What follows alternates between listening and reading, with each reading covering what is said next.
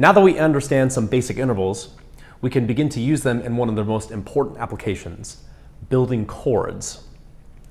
A chord is just what you get when you play 3 or more notes at the same time. There are a lot of different combinations of notes, and so there are a lot of different chords out there. But the most basic kind of chord has only 3 notes, and it's called a triad. What do I mean by building a chord? Best way to think about it is like this. A chord is built by stacking thirds on top of each other. Okay, a chord is built by stacking thirds. So remember, there are 2 kinds of thirds. You have major thirds and you have minor thirds. Since there are 2 kinds, there are 4 possible combinations of stacking them. You could stack 2 minor thirds. You could stack a minor third and then a major third. You could stack a major third and then a minor third, or you could stack 2 major thirds. These 4 combinations define the 4 most basic triads. Okay, let's see what all this looks like on a piano. Let's build the 4 basic triads starting on C.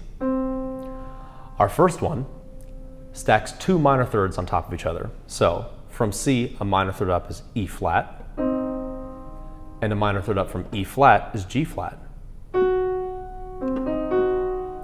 We can double check our work by remembering that a minor third is 3 half steps. So 3 half steps up from C is E flat, 1, 2, 3. And 3 half steps up from E flat is G flat, 1, 2, 3. When you stack 2 minor thirds on top of each other, you get what's called a diminished triad.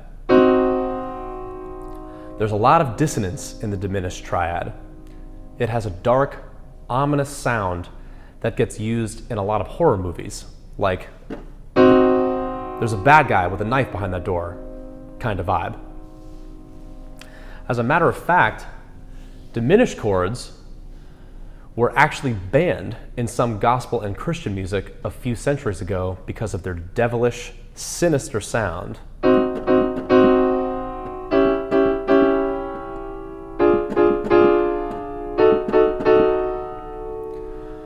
But of course, now they're pretty commonplace, and used correctly, they can sound really cool. In this chord, the note I started on was C.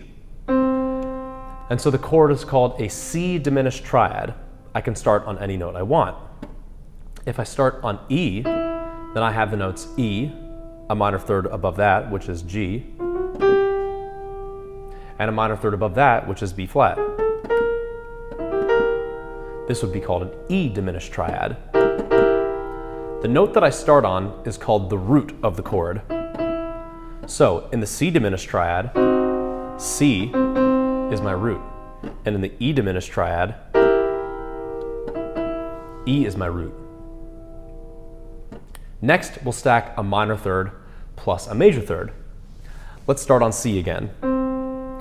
A minor third up from C is E flat, and a major third up from E flat is G. We can double check our work by remembering that a minor third is 3 half steps, once again, 1, 2, 3. And then a major third is 4 half steps. Counting 4 half steps up from E flat, 1, 2, 3, 4, gives me G.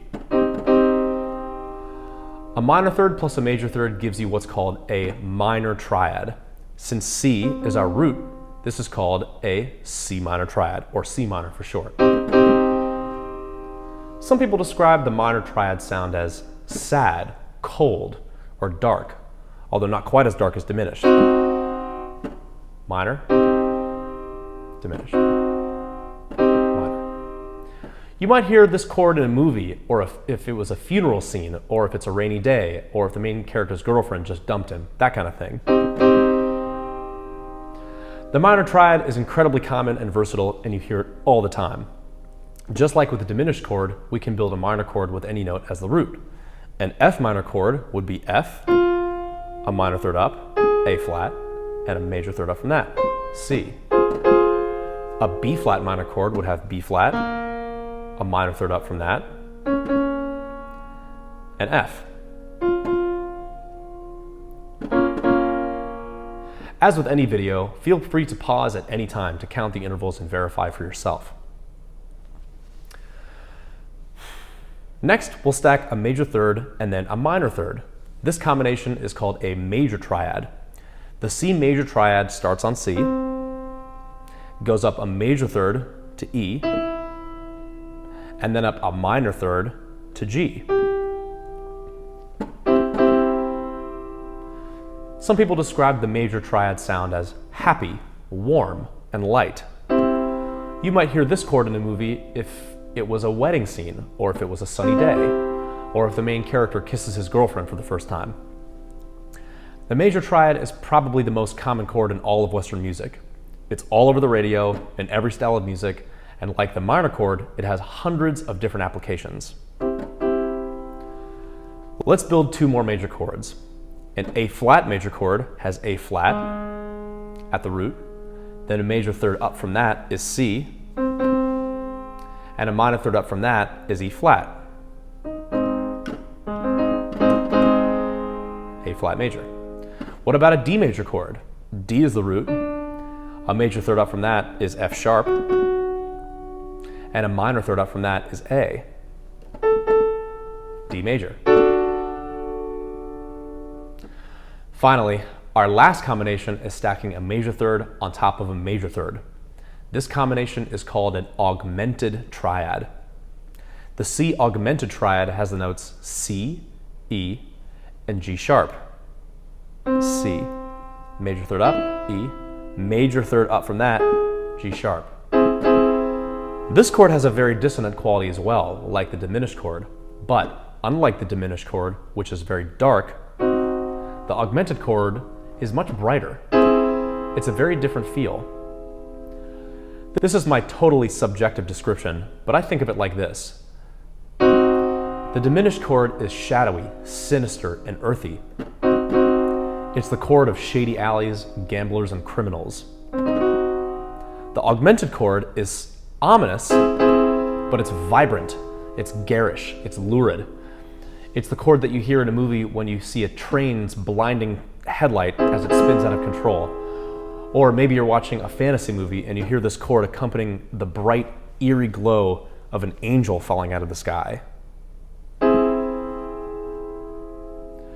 Remember, this is just the way that I personally remember what these chords sound like, and it helps me differentiate them. If it helps you, great.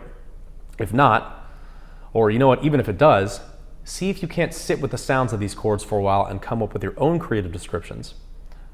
It will help imprint the distinct sounds of these chords into your memory. And as you listen and describe them for yourself, you might even start recognizing them as you listen to music. All right, we've explored all four types of triad. Now, we're going to see how they're written down on paper.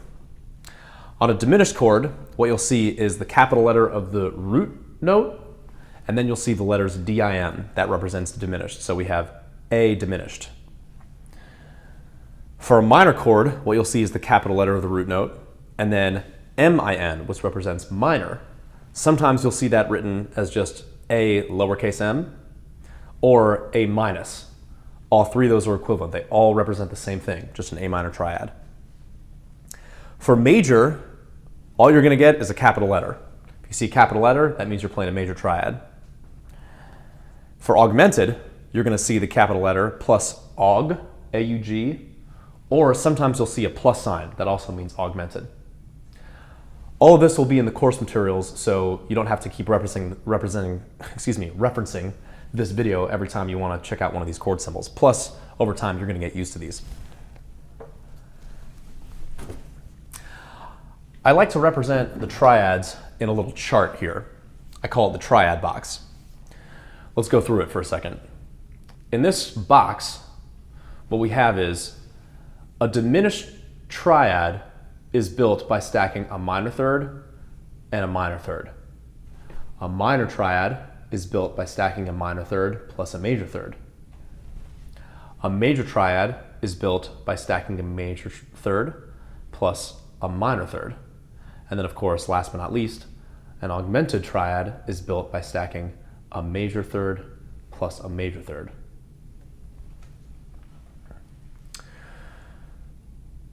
Of the four triads, minor and major are by far the most common. You're going to hear them all over the place. But just because diminished and augmented aren't as common doesn't mean that they're not as cool or not as important. In fact, because they're less common, when you hear them, they tend to stand out much more. Plus, they have a lot of applications in genres like jazz, gospel, and a lot of other music. So it's great that you know them. All right. One last point, I really want to drive this home. When you see a chord name, it's going to have two parts. The chord name has a capital letter that represents the root of the chord, and then it has the quality of the chord, diminished, minor, major, or augmented. So you have the root and the quality. We have F sharp diminished, which means that you're building the chord starting from F sharp, and you're stacking two minor thirds on top of each other. One more example, a B minor chord. So B minor triad, B is my root. So I can consult my chart here and remember that a minor chord is a minor third plus a major third. So starting from B, up a minor third would be the note D, and then up a major third would be the note F sharp. That's how I'd construct my B minor chord. Okay, I hope this is useful to you. I can tell you this. Learning how to recognize chords just by these chord symbols that I'm talking about is an incredibly useful skill.